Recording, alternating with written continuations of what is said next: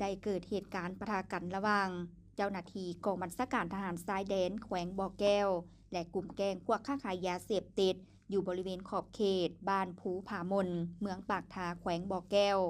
ผ่านการปะทะกันในครั้งนี้ทางเจ้าหน้าที่กองบัญชาการทหารทรายแดนแขวงบ่อแก้วสามารถจับตัวคนหายได้4คนพร้อมด้วยอาวุธสงครามจำนวนหนึ่ง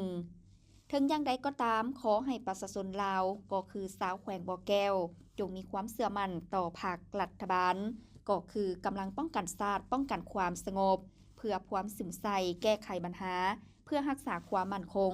ความสงบและความเป็นระเบียบเรียบร้อยของประเทศชาติบ้านเมืองเพื่อปกป้องชีวิตและทรัพย์สินของประชาชนพร้อมกันนี้ก็ขอให้ทุกคนจงมีสติในการเสพข่าวหรือติดตามข้อมูลข่าวสารต่างๆนับทั้งอยู่ในสื่อสังคมออนไลน์ข่าวสารลือจากปากต่อปากและอื่นๆเนื่องจากว่ามีหลายเฟซปลอมมีการรายงานข้อมูลข่าวสารต่างๆนับทั้งข้อมูลทางด้านเนื้อในทางด้านรูปภาพและอื่นๆส่วนลวงลายแล้วบ่ถูกต้องกับความเป็นจริงเช่น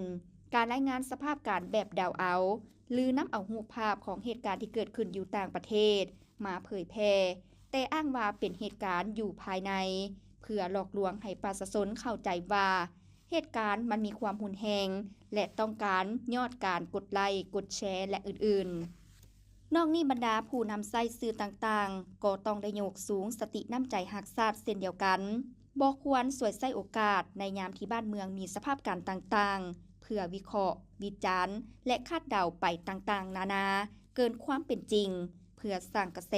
และสร้างความแตกตื่นในสังคมสิ่งสำคัญคือในสภาพการเช่นนี้พวกเราบ่ควรนำเอาข้อมูลที่สำคัญเป็นต้นแม่นข้อมูลที่เกี่ยวข้องกับการเคลื่อนไหวปฏิบัติหน้าที่ของกำลังป้องกันชาติป้องกันความสงบในเวลาปฏิบัติหน้าที่ในการปกป้องประเทศชาติและปกปักรักษาอำนาจอธิปไตยของชาติมาเผยแพร่แชร์หรือส่งให้พวกคนบ่ดีที่อยู่นอกประเทศเพื่อมาเผยแพร่โดยเด็ดขาด